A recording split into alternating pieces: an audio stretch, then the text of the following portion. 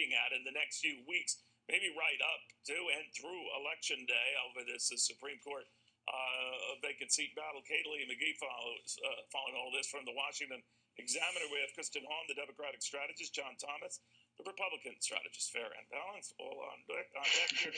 Kaylee, from the Washington Examiner, as you look at this, what the role of Kamala Harris is an interesting one to me, because, that's her thing. She's a great prosecutor, whether you like what she's saying or not. She's pretty aggressive, and it could cut both ways if she is spending all her time in Washington for these hearings and not on the campaign trail. But what are they looking at? She's going to need to be careful about how she addresses this nominee, because if she exposes a more radical agenda, Trump will easily be able to use that against her. And right now, her record really speaks for herself. So you have Amy Coney Barrett, who is one of Trump's top picks. She is a devout Catholic, mother of 7, and already the left has been attacking her for her Catholic faith. Just last year, Kamala Harris proposed a religious litmus test for government employees who are involved with the Knights of Columbus, which is a Catholic organization. So you already have this streak of anti-Catholic bigotry in Kamala Harris. She's proposed that before. And if she goes down that road once again, Trump's campaign will easily be able to use that against her. Well, we'll see. John Thomas, the other issue is the president now, by looking at presumably at only women for this post, could score some points among women, a demographic with whom he has not fared well, at least in some of the more prominent polls. What do you think? Well, this is a big opportunity for President Trump, and it's a big risk for Democrats, Neil, and here's why.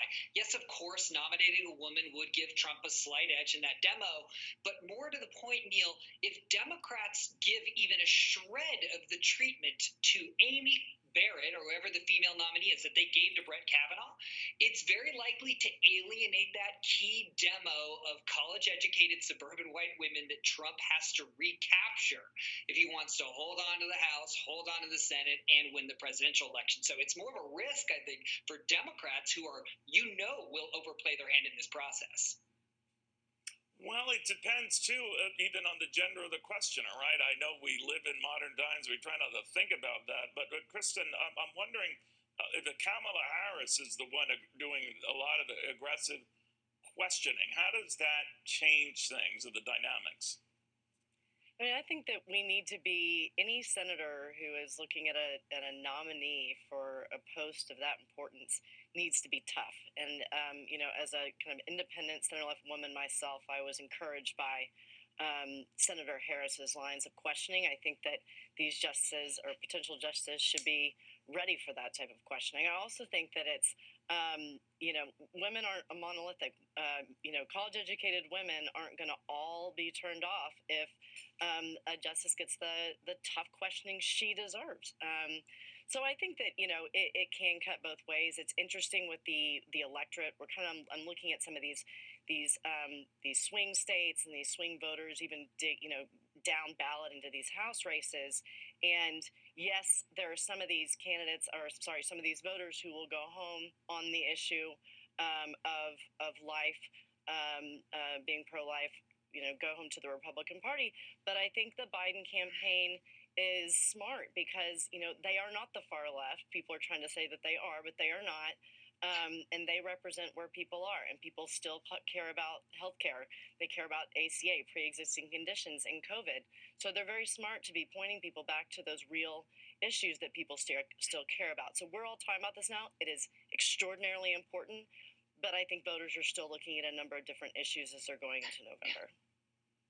Well, I'm just curious, Kelly, where this goes, if it goes beyond the election, right? I mean, that is not resolved as quickly as Mitch McConnell and others hope, because all bets are off, particularly in a lame duck Congress, what happens. But your thoughts on that and the need for speed, as one senator was telling me. A lot of it is going to depend on what happens with the Senate, which is why they're trying to expedite this process as quickly as they can. Because if the Republicans do lose the Senate, then, the nomination could be lost for good. But that's another reason why some conservatives are proposing holding off nominating and confirming a justice, because a lot of vulnerable Republicans might end up losing their Senate seats if they end up voting in favor for this nominee, such as Susan Collins. She might just Democrats decide to not vote in order to kind of save her election. But that's what some conservatives are proposing, and it's a fair one. But I don't think that it's realistic right now. John, there's also the possibility that Arizona race, with the Democrat as president leading in the polls, if he beats Senator McSally, they would have to seat him during a lame duck session, I guess, given the vagaries of that race. So that could change the math, right? It could change the math, and let's not forget that the way Brett Kavanaugh was treated had a dramatic impact on the election. It swung it harder to the right in the final days as Americans started to feel sorry for Brett Kavanaugh. And to your earlier point, Neil, I don't care what the gender is of the questioner, of the female nominee. If you're staging walkouts like Kamala Harris did, if you're accusing the nominee of being a serial rapist, that is not appropriate and will have electoral consequences. I would caution the Democrats to actually try treating this nominee fairly and appropriately as a confirmation should be.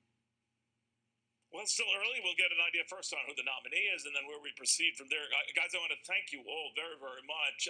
As they've been speaking here, we're keeping one eye on Texas and the flooding right now with another storm. And this one's a doozy. It's the first Greek-named tropical storm, Beta. There will be more after this. People everywhere living